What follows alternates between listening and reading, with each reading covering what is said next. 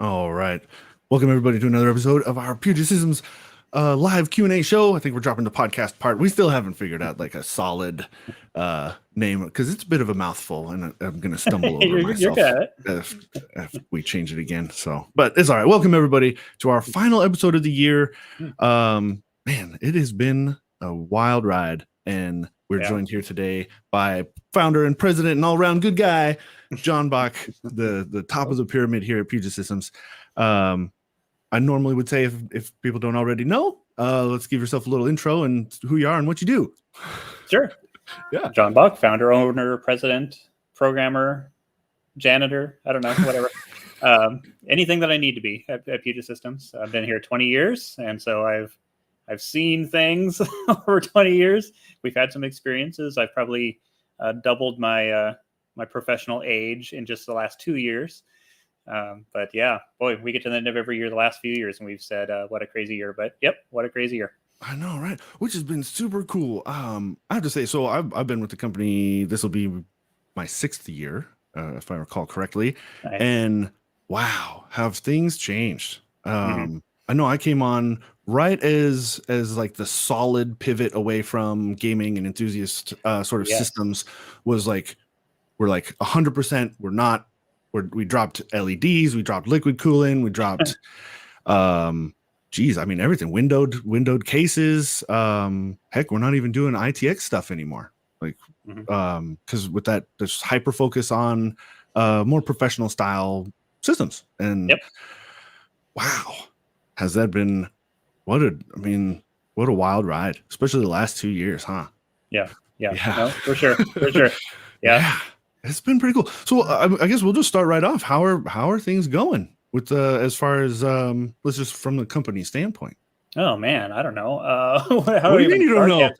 Well, oh wait, yeah, I'm supposed to know. No, it's been I think 2020 last year. The word I would use is we survived. You got through it, and 2021 we rebuild. And so this year, boy, you're right. When you think back, to 2016, you're kind of floored at everything that changed. But these last 2 years, you just look back to the beginning of the year. Like, where did we start this year? We started this year in lockdown. We started this year in extreme supply shortage, which really hasn't gotten any better. And we started the year personally in our business, just like completely and utterly buried in work. Way more demand than we expected. It was last November I put out an internal memo to the company of like, we are now on emergency plan. We're on emergency power. Wow. Where we diverted anything that was not essential that needed to be done, drop it, stop doing it. We need to build computers. and because and then it got worse. We went through the year and it got worse and worse. And at one point we were at risk of being 1,000 computers underwater in terms of orders that we had in hand, but we didn't have the manpower to complete.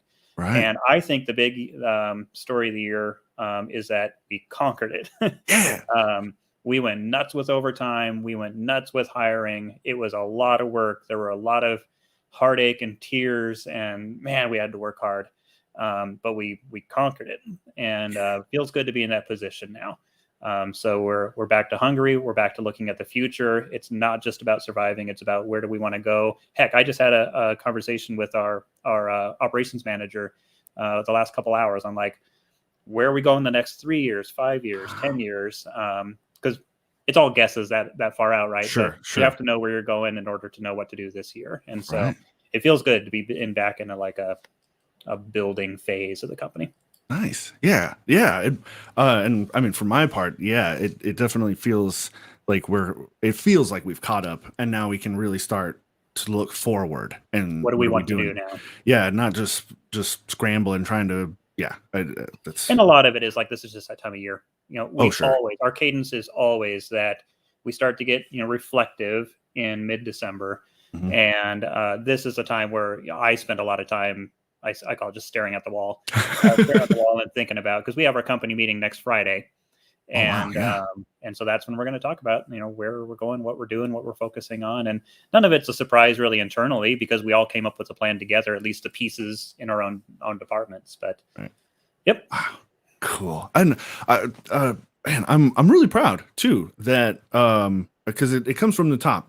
You know, it's you're steering the ship as it were, and so to know, because I imagine behind the scenes some of our compatriots are not to expose anybody, but I always like to think that we're the best, and so I imagine others are maybe not in such a great position, or maybe have had a little tougher time with things, and so I'm proud to have had the leadership and to know that like we are in a really, really good spot considering some of what I mean, considering everything that's happened.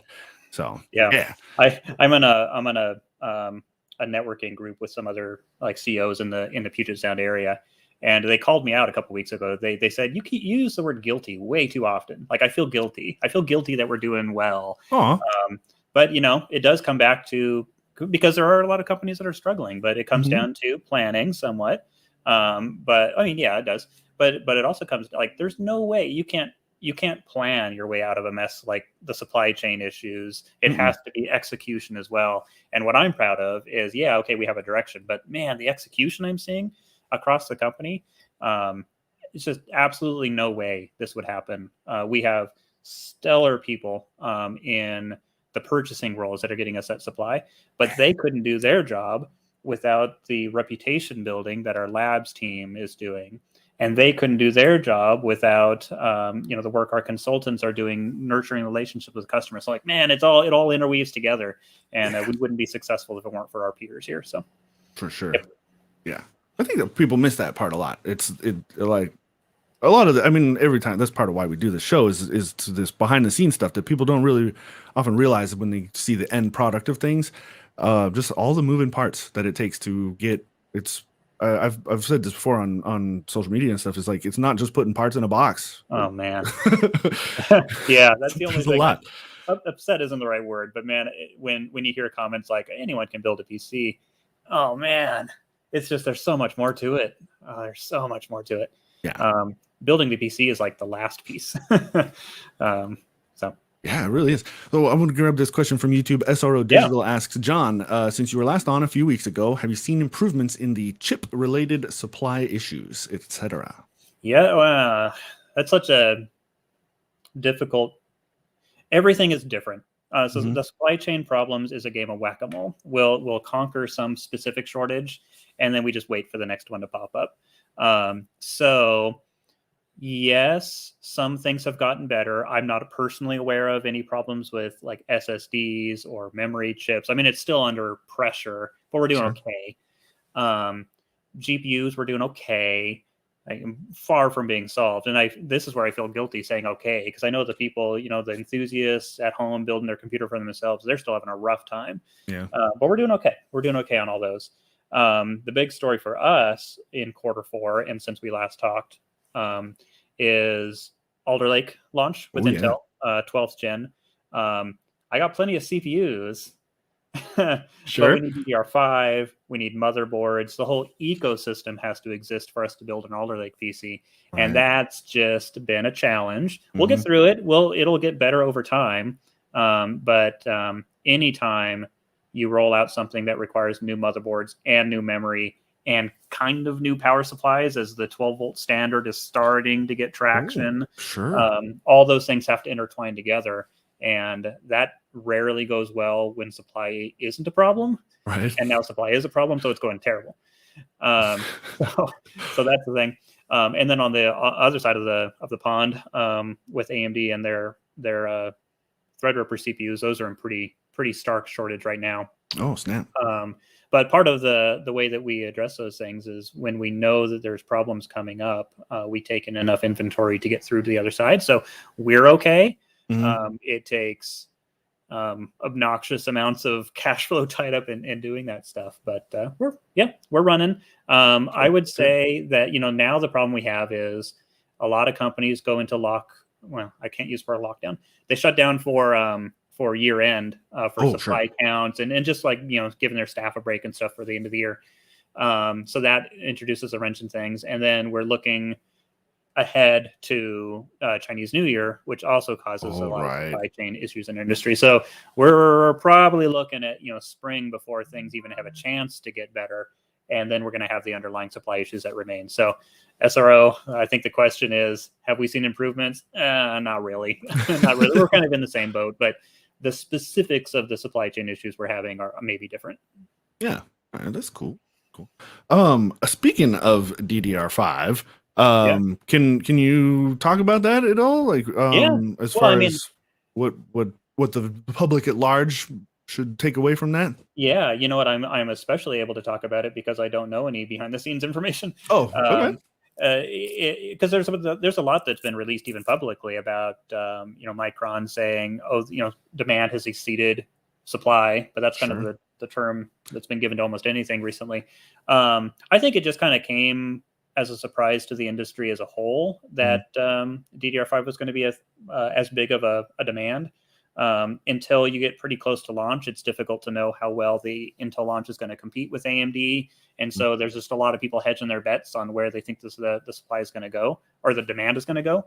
Yeah. And when you are in component shortage, you don't take any chances. You build the stuff that you're going to need, because if you over allocate and you build too much DDR5, and then you're going to have some pretty upset DDR4 people. So it's just going to take longer.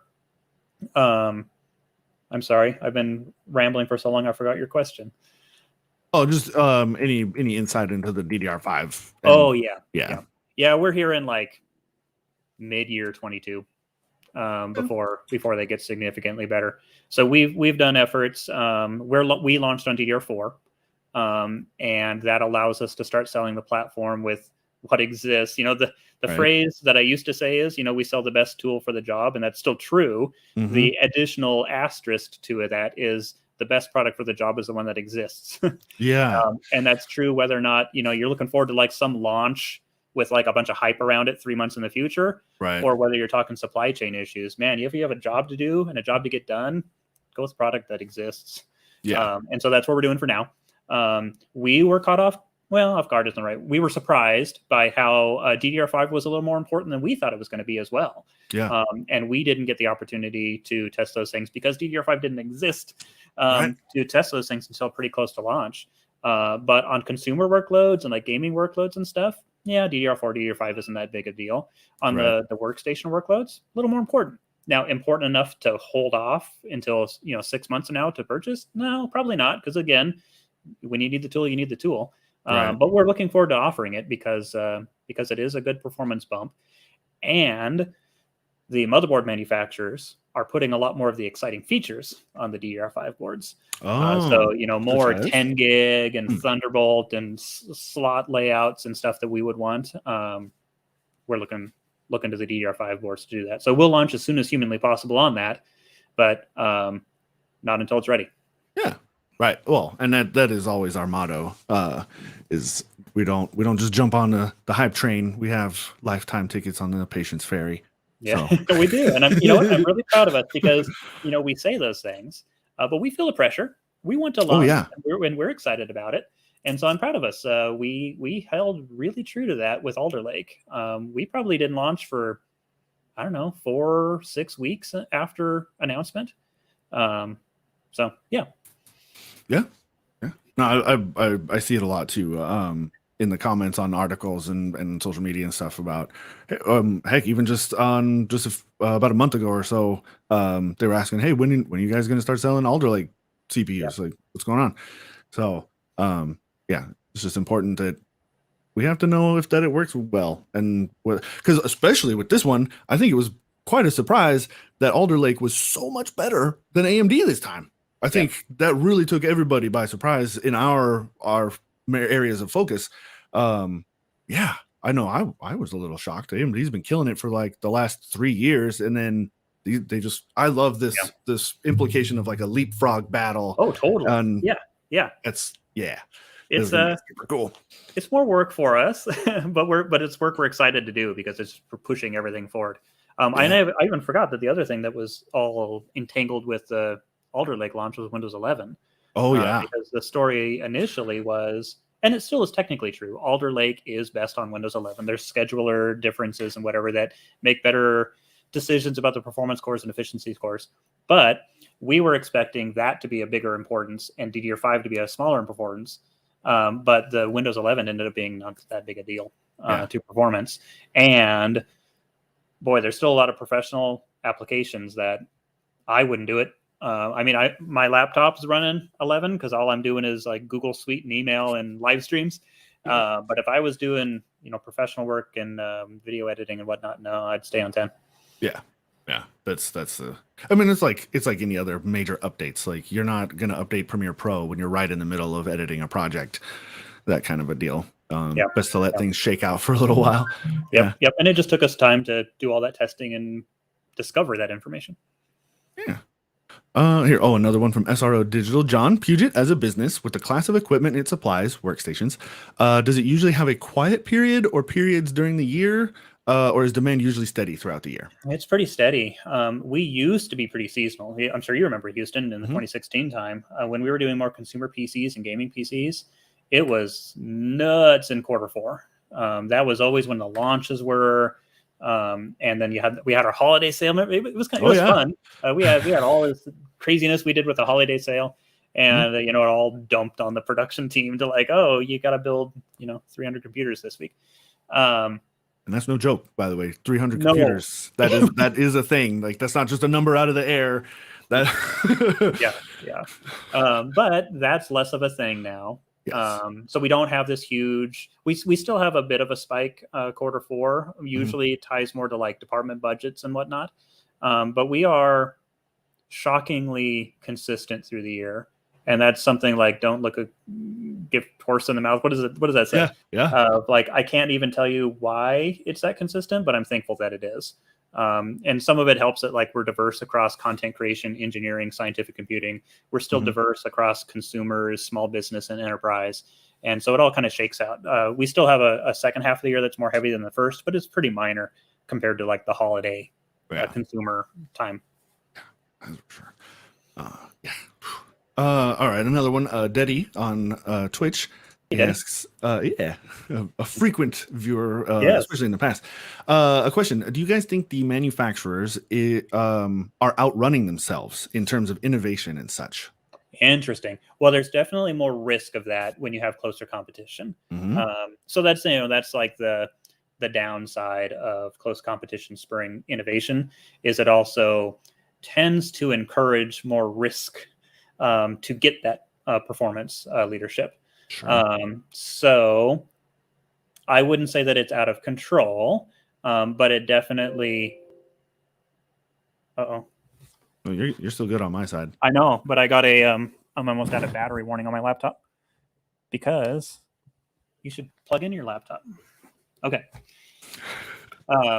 There's just more risk of that, and it therefore takes honestly companies like us to just do more testing and hold true to the value that if it is not ready, it does not launch. So again, it's one of those things where it gives us a little bit more work to do, but that's why we're here. Yeah. Do you think it, especially with how significant the performance difference is between Intel and AMD right now, do you feel that puts pressure on AMD to maybe launch something before it's technically ready? Well, I don't know. I mean, like define ready. I guess these are comments that I don't know. Don't take these as comments of like I have inside knowledge. I think we all kind of understand that there's times where there may be a product that a manufacturer has kind of ready in the wings and is kind of waiting to launch until they see how the competition shakes out. So I think sometimes it dictates time frames for when those triggers are pulled. But I don't know that there's anyone like running into the lab of the scientists and saying like, you got to ship today. I don't care if it's ready.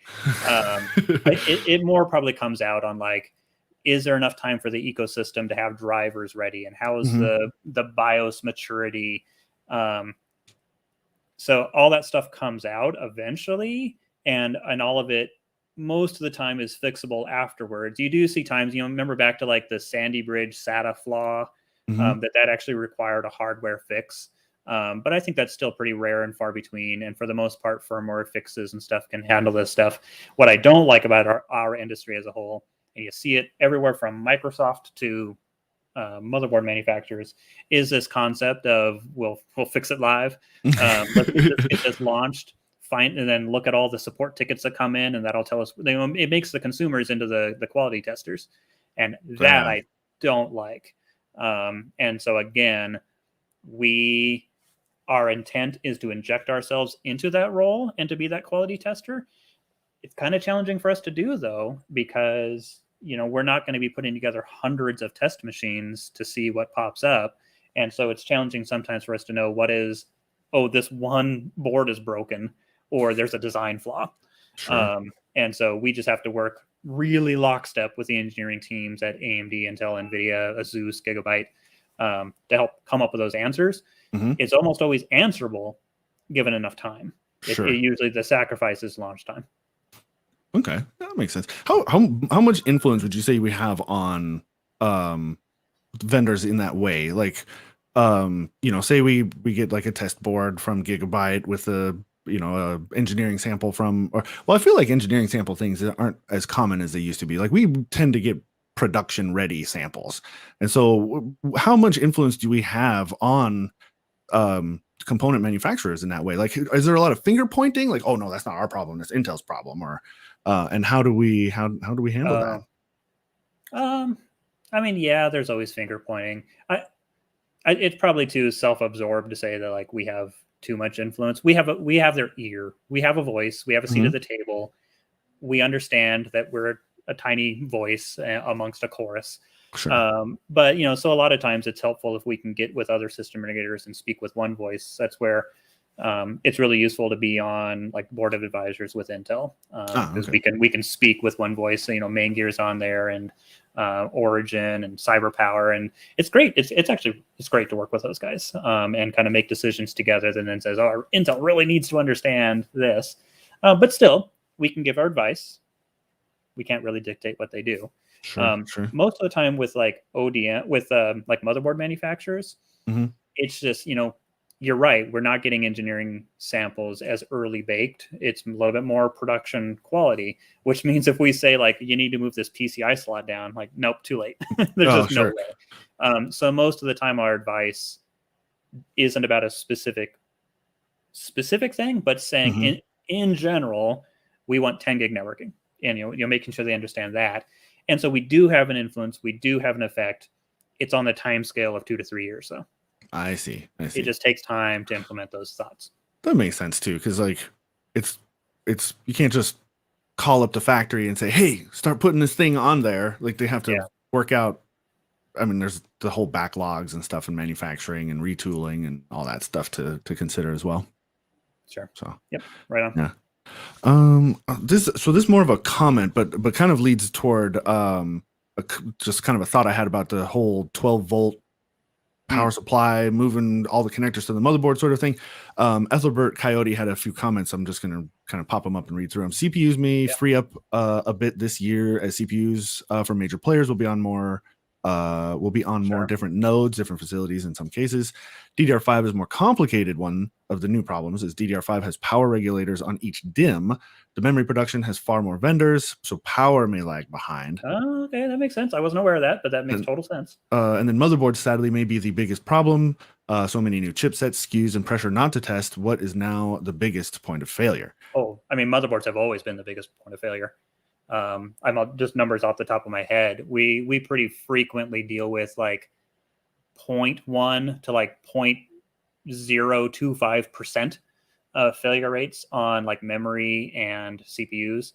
If you get into the more fly-by-night memory, it can get pretty high. We've seen as high as 5-10% failure rates on memory, but you have to get to some pretty like, I don't know, like commodity type memory. Yeah. Like that. I have a whole spiel on memory. Like, boring memory is actually very good. Yeah. There's a reason we use those green PCB. Bare green, boring PCB. Yep, because those are like the Mack trucks of the memory industry. They're stable, they're reliable. As long as you stick with that stuff, we see again like 0.1% failure rate. And then you get to motherboards. And motherboards are like 15%. Like, we're doing great if we have a 5% failure rate motherboard. And the reason why is because anything from, oops, there's a bent pen to the sound chip is broken or the memory chip, or man, there's just so many things going on the motherboards. And now, I mean, we're adding more power connections and stuff to them. They're always going to be the biggest point of failure. Now, the good news with it is it doesn't tend to be stuff that fails later. We catch a huge majority of it right here in our facility. But man, that's the biggest thorn in our side, because it's also then the most difficult thing for us to get replacement for an RMA, and the motherboard industry is notorious for returning product to you still broken. So yes, sometimes a BIOS update is not the solution to my broken network port. Yes, like a bent pen, you can't BIOS flash that away. Yes. But that is an interesting point. Like the whole 12 volt on the motherboard thing, that was what, 2 years ago they really started like, hey, this is a thing now. But yes, is it? We're in a stalemate. Is a thing, because especially during shortage is everyone wants to make the product that's in demand. So why would you start manufacturing the product that nobody's asking for yet? It really requires motherboards and maybe even chassis, but obviously power supplies to all like turn that key at the same time, and that's really challenging to do during supply shortages. I would predict maybe not even next upcoming generation in 2022, but 2023 to be the year of 12 volt. And it's on different timelines for different people. Like, Dell HP has the capacity to turn that switch a little bit better because they're doing their own manufacturing runs. We have to try to get a whole like ecosystem to align at the same time. I'm hearing more and more chatter. Everyone wants it to happen. Nobody really wants to stick their neck out and be the first one. It's the way it feels like to me. Yeah, that makes sense. It does feel a bit of chicken egg though. It's like you manufacture what people want, but how can anybody want it if there isn't a supply to want? Yeah. Well, and do you know the whole like impetus behind the 12 volt? It's all about idle power states and energy regulations about like CEC, Energy Star, or what is it in Europe, CE. All have increasing power requirements. A lot of them are about not so much, what is your computer doing when you're rendering a 4K video? Everyone is fine with that taking a boatload of power. More and more concern is going in about what's the phantom power of all this stuff we have plugged in, all of our wall warts and laptops and phones, and the wireless charging efficiency of our phones. Like, it's taken up a crazy amount of power. And so that's what the energy regulators are targeting. And prior to ATX 12 volt, it was just like, man, not even possible to reach the regulation limit. So it's a move of necessity. But the side benefits are it's a dramatic simplification of the power supply. So that should lead to better reliability, and frankly, even just lower pricing on the power supply. But we're stacking even more stuff onto the motherboard, which is already where the most points of failure are. So just even more important, like the days of your $120 motherboard, that's not a place you want to skimp. Go with high quality motherboard. Yeah, I guess it's shifting. You don't cheap out on the power supply. So now, if all that complicated stuff is going to be on the board, then don't cheap out on your board. Yeah.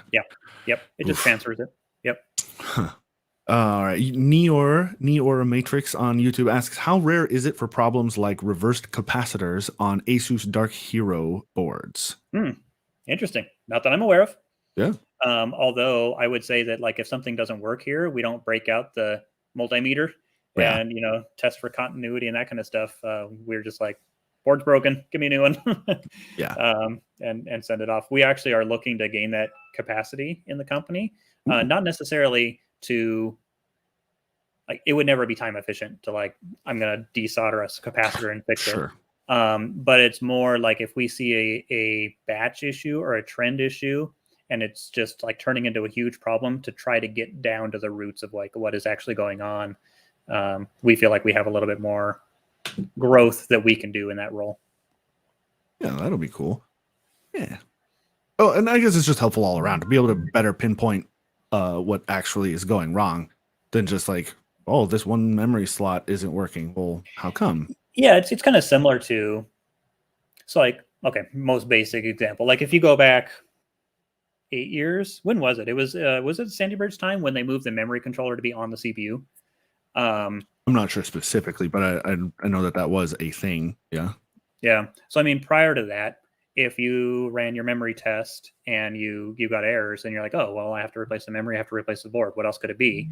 But now that the memory controller's on the CPU, oh, okay, CPU is a suspect as well. So just having that knowledge of the architecture, and like that's a basic example, but just knowing that knowledge allows you to troubleshoot more effectively. And so that's my thought process on like, okay, if we have some more circuit design competency, then how much more effective can we be? Oh, I'm seeing the beard comments. Yeah. Matthew Smith undercover was wondering if you will ever grow a beard like mine. I don't think I'm allowed by my kids or my wife. I'm keeping it here. I gotta say that look is great. It was super good. Oh yeah. I dig it. It looks good on you. Oh, thank you. Yeah. I'm curious. You mentioned how like Dell, HP, like the big guys kind of have it's I guess just the muscle to be able to kind of flip these switches. How would I guess, because we're still kind of a small-ish business, but knowing what I know about the internals and stuff, we kind of punch above our weight class for sure. Yeah. And so is there any thought, but maybe plan or consideration of certain we're going to go to Gigabyte and say this is a Puget Systems motherboard or whatever, fill in the blank? Yeah. I mean, yes, the short answer is yes. But we have to pick and choose when we do that because anytime we go off the reservation and commission something of our own, first of all, we have no backup. If that goes into shortage or we don't time, or some customer says, I want 300 computers and that throws off all of our forecasts. Well, okay, now we're stuck. So it's really great to be able to go back to the channel and say, okay, everyone has 2,000 of these things on the shelf. Just give me 200 more. So we have to be deliberate, and we have done that in some places. We've done that. We are doing power supplies like that. So frankly, from our standpoint, yeah, we could go buy 12-volt power supplies right now. But there isn't enough ecosystem in the motherboard side, and we have not chosen to do that. And it'd be a lot more difficult, honestly. We don't have the capacity to self-design motherboards. We could work with a Gigabyte, I'm sure, to try to do that. We are starting to get our feet under us with what that takes to do a chassis. Sure. And that's just, bent metal and, bolts. And that's hard enough. And it's taken us a long time. So yeah, we're there. We can do it. We choose not to most of the time because most of the time it's not the most prudent decision. Yeah. Okay. Man, I have to say I am still very much looking forward to our custom cases. I know. The whole thing. I mean, they're ready. Yeah. But then you have all the supply shortages and the cost of aluminum going up, and we went into 2020 thinking we'll be on lockdown for a couple months and then come back, and here we are in the same spot. And that's kind of the story of our chassis as well, is it's been the victim of this, how long is this supply thing going to go on problem. Yeah. So just so some of the audience may know, on some of our social media stuff, there's been some peaks at the new chassis. So you kind of can get a good idea of what we're doing in that space if you check out some of our Instagram posts and things like that. They're there. If you see a chassis that wait a minute, I don't remember seeing that on their site. Yeah, because it's not there yet, but we're working on it. It's cool. Very cool. Let's see here. Oh, Neo Matrix clarified a little bit some of this comments here. The Z690 has had reported issue where the label on the capacitor or the capacitor itself was reversed. Got it. It's an error of some sort. People are reporting failures. Interesting. Yeah. Cool. Okay, so it's a known oops on the production line. Somebody was putting the things in backwards, but it's like a known issue. Yeah, that's crazy. Cool. Yeah, we haven't experienced that. Oh, which is nice. Yeah, because capacitors, man, I remember this was years and years and years ago. Dell had a whole run of Optiplex machines that had like a 90% failure rate on the VRM capacitors. It was insane. And I think they got a big finger wagging from the government or something about it. Yeah, that was bad news although a bump in the road for them. What do they care? Was that around the time where like Japanese capacitors kind of gained a reputation as being like, that's what you want? Oh, that might have been. I think this would have been 2010-ish, 2008, 2010-ish, somewhere around there. I could be off a little bit. But it was like the Optiplex 970s or something like that. They were just blowing up left, like literally. It was messed up. Yeah. So, what would you say has been so both personally and for the company, big achievement for the year?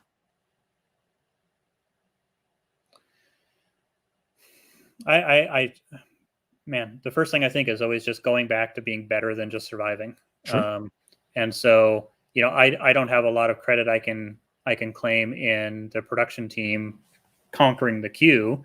I mean, I was there cheerleading and I was there building computers occasionally, but I think as a company, that was the big victory of this year. For me personally, it kind of gets into like where we're going next year. Sure. I think the story of our company overall for these next few years is we've grown a ton in the last 2 years, and we expect that to continue. And that has been a stress on our capability, just like organizationally, and the experience of our team, the experience of me. Every day as we grow, this is a company that I've never led a company this big. And so there's a lot of like personal growth that has to happen in that. And frankly, like a bunch of mistakes and insecurities and all this other stuff too. So I think for me, getting in place a support system and a plan for like what I'm going to do about that has been one of my own, like, that's what I feel the best about for this next year. And it's scary because like, I'll be talking, I can't talk about the company meeting stuff next week, but we're going to be talking about it at the company meeting next week of like, okay, we've experienced a boatload of change over the last 2 years. And frankly, there's a boatload of change to come in the next couple of years. So what does that mean? And let's start naming stuff. Let's start demystifying that. Talk about what that means. But most of it is the fact that like when you are a 20-person team, building some number of computers per year, and now we're now at 62, and we're doing 3 or 4 times what we were doing just a couple of years ago. And that's just, those are different problems on a different scale with different competencies needed. And I am done with the phase of our history of growing and then reacting to it and then figuring it out. And we are now going into a position of saying, let's look at what we're going to be 12 months from now, decide what we're going to have to do about that, and build it first so that when the growth comes, we're not just like buried and not knowing what to do and, having to respond. So getting in control and getting ahead of things is my personal biggest win for the year. That had to have been a challenge. Like, I mean, you're going into the dark in a way. And so where does the president of a company like this turn when you have those sorts of like unknowns, like, we're going. Well, I mean, it's the same thing. I had to come to this realization, but now that I've made it, it's like, well, why didn't I know that? Is you surround yourself with people that know more than you do about those things. So it's the same reason why like Matt's way better at content creation workload stuff than I am. Because that's what he does, and he invests time in that, and he's great at it. He has a good competency for it. So and it's that across all parts of our company, including leadership, including financial stuff, including what you name it, any piece of it. And so I have to let go of the notion that I'm supposed to be the best at all the stuff. There's just no way. And so my job turns into build the team that is the best at all those things. And then still I have to be like, I almost kind of look at it as like, I'm supposed to be the little logic engine of, I'm going to take in all these inputs of all the things going on around the company and what's going on in the industry and what Intel is saying and what this market analyst is saying and what my account, what our controller is saying, and then turn it into like, okay, given all those things, we're going to go this way. And so like that turns into my job is build the team, set a direction, but tell me or ask me how we close our month financials. Nope, I'm not the best person to ask anymore. I used to be when we were smaller because you could, but when you're bigger now. Yeah, when you were. Maybe never mind on that. I was just thinking. Actually, I think that was on stream one time. I personally, as a joke, I offered to buy a motherboard for a certain number of spicy chicken sandwiches. Oh yes, I remember that. that was fun. Yeah, And honestly, I that think was of that at a every time I'm time. Wendy's. Yeah. Aw. But has it been tough for you to kind of let go of some of these things, or is it more of like a relief? Like, oh, finally, I don't have to stress about this. I can let somebody else worry about it. I don't know. I guess a little of both. Like I have Yeah. to give myself permission to not be an expert at everything, but then I hold insecurities of, well, if I'm not an expert at everything, how do I know I'm going to make the right decision? And so it does take, trust more people, and, listen to the advice and take the advice of the team. Know when to like say, I hear you, but we're not doing that, when to buck the trend and when to follow the trend. And like I've been really open with, like there's going to be mistakes all over the place as we do that, but you have to not let the fear of that stop you from going forward. The big piece that I have a problem with is how do I say it in a way that doesn't sound wrong? Like that stuff eats me up. If I make a mistake and lead us down a wrong path and that affects people's lives, oh, that eats me up. But I have to balance that with the fact that if I don't act, if I don't move, that affects lives even more. Sure. So I have to be okay with stepping forward, even if I make mistakes along the way. I don't know. That's a really existential question, but that's where I'm at. That's what I'm working on. Oh wow, yeah. I can't imagine having to hold that in your head.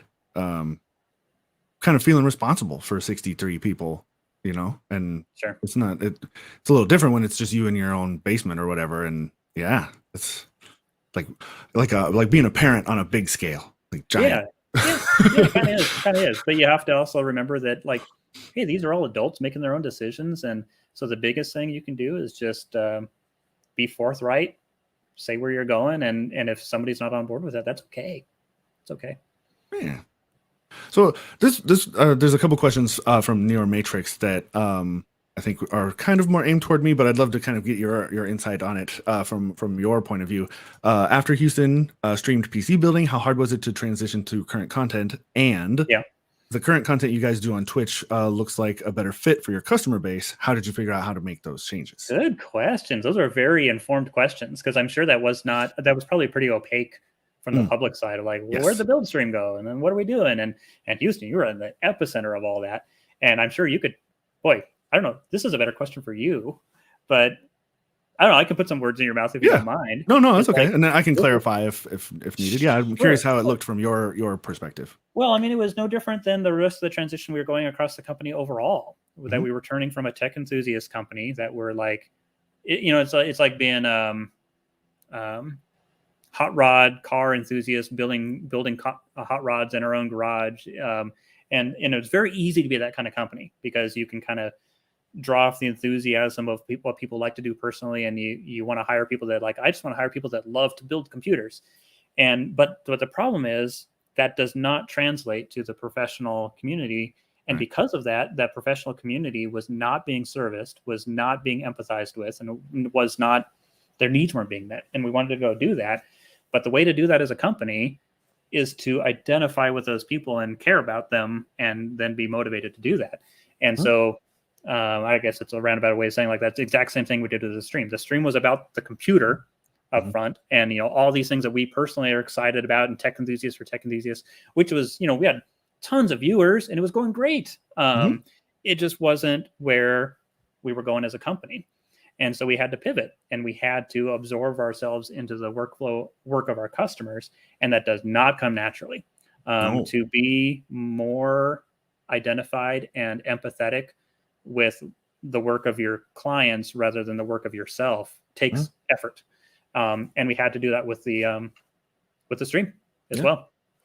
Yeah. And it was a painful process. And there was, it was stressful. Yeah. And I'd say it still is. Like, we're definitely not finished in the pivot of our content, that whether live or articles or webinars or anything like that. Because it's not, I feel like it's not work that we do, right? Like, we're as Puget Systems or as individuals, we are not video editors, we're not architects, we're not other than Don, science guys, Yeah. and so it has been and still is very tough to put ourselves into those shoes and like, well, what is it that you want to see? What do they want to see? What do they want to Mhm. hear? And how do they want that information presented to them? What's important to a filmmaker when they are looking for a new tool? Not just cameras, but the tools that we make for them.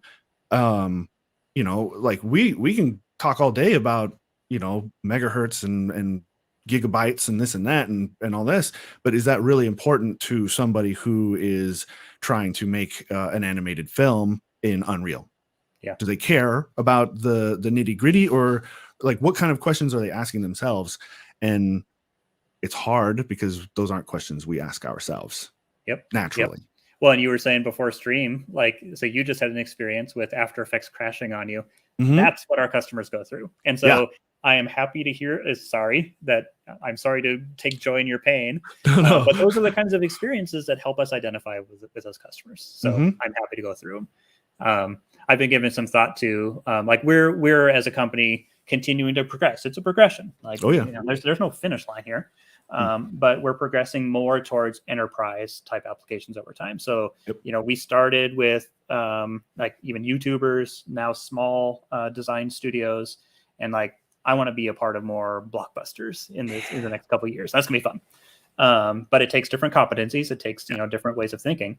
But I've been giving some thought to like, okay, as a culture, like as a company culture, the way that we make sure we're on course and we're doing those things is to make sure that we are empathizing and identifying with those types of customers. So what I'd love to do, I'll say this on stream, I'll say it at the company meeting too. Anytime that we know we're part of some, like, Spider-Man came out the other week. We rented out the theater for Spider-Man, and that was awesome. But what'd be really cool is if we knew that even some small, back corner cubicle of the animator team for Spider-Man was on one of our computers. If I know that, I want to rent out a theater when it comes out, and I want to take joy as a company celebrating that we were a piece of this. And like if we're part of a game dev studio and they're launching a new title, I want to buy it for the company and let them take joy in the fact that we were a piece of this. Or like if we knew we helped design one of the like radio antennas on the James Webb Telescope, I want to do a watch party and like watch that thing go up into space and hopefully not blow up. I think those are the types of things that we internally can help align ourselves to, because frankly, our customers, and I know you're excited about this stuff and I'm excited about this, like our customers do awesome stuff. And most of the time, the problem is we don't even realize it. We're putting this computer together. It goes out somewhere. It's doing amazing things, but we don't often know. Yeah. Yeah, that was something that hit me early on, and especially with the build streams when we would occasionally have a customer like in the chat or whatever, just really because when you're building a PC, we get information from the consultants about what the machine is being used for, but it's in a very general sort of sense. Like when I see something that says, cryogenic electron microscopy. Like, okay, that sounds cool. Like, great multisyllabic words that I don't know, whatever. But to have the person who's using that machine explain what that is and what they're using that for, and to know and go like, I had a hand in that is and it's super cool. What do you do now on these live streams? Exactly that. Yeah. So that was the genesis of that, really. I know I've said this before too, but it really is true. Like we are building machines that are changing the world. Like I don't think it's quite as obvious, maybe even to some of the people who are working here, but definitely not externally. Like I do wish we could talk a lot more about the people that we are serving, and the things that they're doing, because it is so cool. It is really, really exciting stuff that's happening in so many different sectors that, it's really, really cool stuff. I'm just thinking that, like, I have to be careful what I promise. Like, if we're part of a self-driving car launch, I'm sorry, we're not getting a car for everyone. But we have to find some way of celebrating all that stuff together. Yeah, it would be. Yes, and I feel like it would make the work more real in a sense. Yeah, no, totally. Yeah. I went. Matt and I went. He had to miss the Spider-Man launch because of they just had a baby. Oh, yeah. But we went with him and watched it, and we always watched. I never watched really the credits until after we got into this industry, and now Oh, I'm just floored. And so we watched Spider-Man again, and you get to like the rotoscoping section. yeah.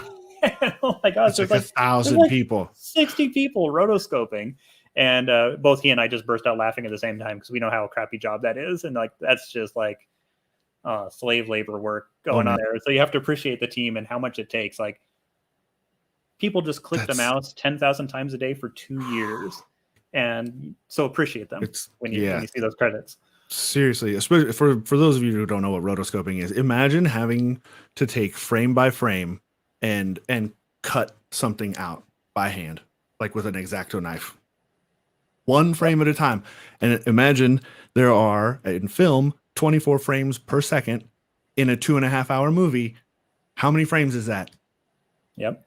And if you start to let your guard down and like start going too quick, then the whole scene looks like junk and you got to start over. Yeah, go check out Corridor Digital's VFX for Artists React series to figure out how it's a cool series. Bad rotoscoping can be and how much appreciation it really means to the people who do that work. It's nuts. Corridor Crew is such a fun channel. I'll second that. Go subscribe on YouTube to Corridor Crew. Yeah. They had Adam Savage on the other day. That was fun to see. Yeah, their VFX Artist React series has been phenomenal. Oh man, I've started to notice interesting things in movies I watch now because of it. I know. It's really cool. I hope it doesn't ruin movies for me. Not as much as a buddy of mine took like a film, like art from an artsy sort of angle, and he said like, dude, for like a few years it ruined because I was critiquing films from like a technical standpoint rather than just like enjoying them, and that's rough. I was like, I don't want that. So, yeah. Ethelbert Coyote on YouTube. I want to hit this comment, and I'm not sure exactly what to do with it, but I just want to say this out loud. Might I suggest Puget on being the artists and scientists at quote hardware abstraction layer, and talk about how to manage workloads, pipelines, and soft skills the software vendors don't cover with hardware. Yes, we're working on it. It's a big thing to ask for, but we're definitely already the hardware abstraction layer. We do not talk to video editors and say, how many megahertz do you need? Those just conversations don't happen. We say, what codecs do you use? What footage do you use? What resolution? And then we say, all right, well, you need this. So it's a very abstracted conversation. I totally agree. Part of the problem is we can provide the hardware. They can provide this. Yes. Yeah, there exists a gulf we can provide the software. hardware. They can buy the software licenses, but they got to set it up right, and they got to have training on how to do it. And that is still a deficiency. And I'd love to, boy, our team will be quite faced to know that I'm not going to make any promises for it, but I would like to grow our ability to help with those workloads, because user error or user lack of knowledge is a big piece of the equation. Yeah, actually, I know that's something that's been talked about for sure, is because we've set ourselves up as an authority on these software platforms by doing all the testing and stuff and making sure that the hardware works well. It implies a certain level of expertise on the actual like use of it on a day-to-day sort of style. And I know I've heard from support, like, we get these calls of like, hey, I'm trying to do this thing, I'm clicking these buttons and it's not doing what I expected it to do. And well, it's tough because we're really more hardware experts. Exactly. Yeah. So and we're not the type of company to finger point. So we'll help as much as we can. We call it out of scope support. There's an acronym, OOS. There's an acronym we use internally for it, because it happens all the time, and it is a pain point for our customers and for us. And I would like to more fundamentally solve that, but it's a progression. It's going to be time. Yeah. But you look at like articles we've put out. I know Matt has an article. I think he's refreshed it a few times on like what is the best storage setup for Premiere. One of our biggest hits, because we're answering the question of like, all right, you have this like shiny new workstation. How do you set it up? Yeah, I like it. Actually, to be honest, let me plug something. Sure. We do, frankly, heck, we do that today, right? Yep. We have our labs consulting is our current solution is that the same team that does all that testing is available for hire to help you go through those things. And we do have, basically, we will sell our time to help with that. The problem is that for small studios or individuals, it's just not time. The ROI is difficult to justify. But you start getting into bigger teams or studios, maybe a smaller studio that's looking to climb and grow and just needs help. Oh yeah, we'll do that. We have finite resources though, and so we're addressing that by selling the time today. But yeah, we can do it. Mm-hmm. I wonder if some of that could be assuaged. I never know how to pronounce that right, but or solved a little bit by having more of our own sort of production, content production, video, or that is actually focused on the software stuff. I mean, I don't expect anybody to start designing buildings or anything like that, but occasionally maybe just play around with the softwares that we play that seem to be the most troublesome, to better have an idea of what causes these pain points and how to better solve them. The challenge is always that we have 100 ideas and there's just 24 hours in the day. So, our ambition always outpaces our ability to execute. And so we have to end up triaging what we do. And we do a fair amount of that internally. It is the job of the labs team to go learn this stuff, go to NAB, go to these places where the customers are, learn. We go to those places just as much for us to learn and absorb. Come back into the company and then teach. And so we have sessions pretty often with our consulting team, our support team. I know Ben, support manager, has done some things of put together your own, wacky After Effects logo. And we're no professionals, but just getting the time into the software is a learning experience for us. Yeah. It just highlights again some of the things that aren't obvious when doing this sort of work. The goal is very clear. We want to make the best PCs that we possibly can for the people who do this sort of work. And every time there's something else that some weird little hiccup or bump, and it's interesting. One more question from SRO Digital on YouTube. Oh, good questions. Yeah, John, when you have a high-end customer come to Puget for a new system, but their work is restricted, does that type of customer provide you with a machine spec as opposed to Matt testing it? Both. So we go two different routes. We will. I mean, we don't require you to divulge what you're doing in order to buy a PC. So if you say, I know my specs, I need them, we'll sell it. We don't like it because mistakes are often made in those scenarios. But especially when we're working like government or education, universities, they're pretty good about knowing what it is they want and not being upset if they told us the wrong thing and they didn't have the hardware knowledge they thought they needed or they thought they had.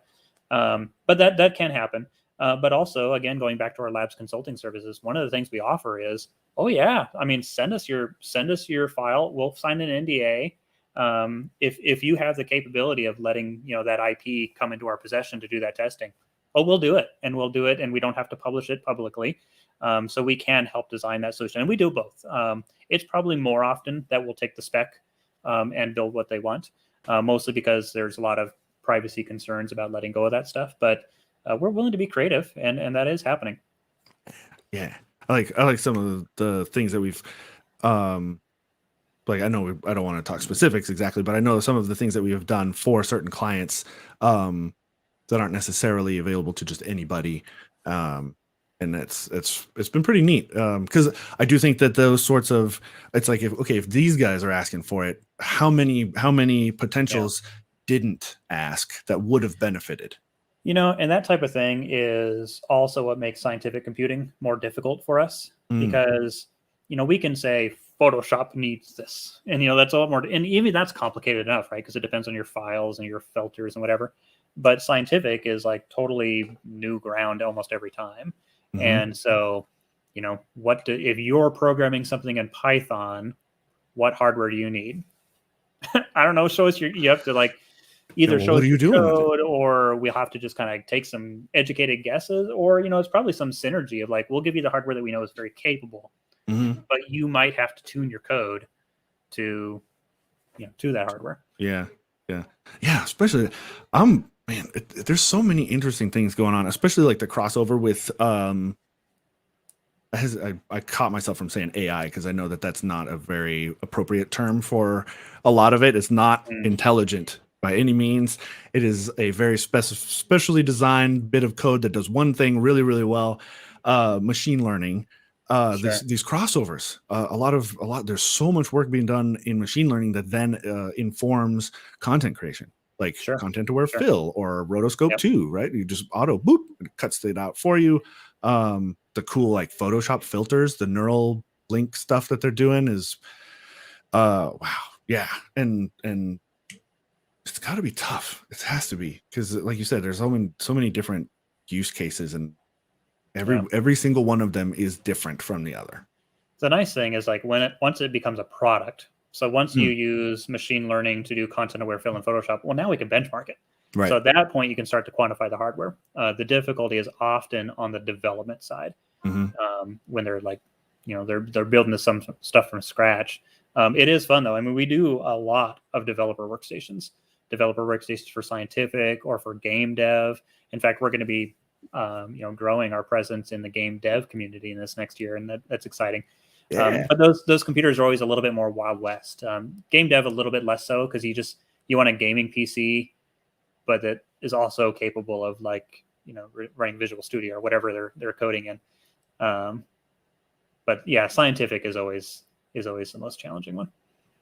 And what a cool frontier! Like, it's been a thing for like a big thing for a few years now, but it's still so new. So many cool new applications that people are doing with stuff, and I'm just constantly excited, and everything's bright and shiny and new. So cool. All right, so we are a little bit over our hour. I don't want to take up too much time of your more of your time. What are you looking forward to in the next year? We'll end there. What are you excited about for the company or products or anything? I'm just excited for, we see a lot of potential coming up in the future. We think we're going to grow just as much next year as we did this year. And I think kind of just our overall attitude of being not like, oh crap, how are we going to keep up, to being like, no, we got this, bring it on. Nice. So that's our attitude going into 2022. Bring it on. So yeah, bring it on. So I'm excited about that. And there's going to be lots of unknowns, and there's going to be, mistakes we'll have to navigate around, but I'm really looking forward to it, and there's a lot to be excited about. Yeah, that's for sure. Intel GPUs, woo! And Intel GPUs. That's what I'm excited about. Awesome. Well, thank you, Jon, for taking time out of your day. I know this. I mean, you're a very busy man. You got a big company to run, so I appreciate your time. Thank you very much. Yeah. Thank you. Okay. Yeah, absolutely. Anytime. It's always a pleasure. Awesome. And I'll do my normal outro. Thank you as well to the audience for joining us today. We do this every week. Just most every week, like 99% of the weeks. Wednesdays, 1 p.m. Pacific, where we bring in internal experts like Jon or Matt or Don to talk about the crossover of hardware and software and how we can best service you and how you do your work, as well as external experts. Like last week, we had Noah Cadner, super cool virtual production expert guy, to again just provide a bit of a peek behind the curtain for the average customer audience member. Just to get you guys an idea of what really goes on to make the things that you consume happen.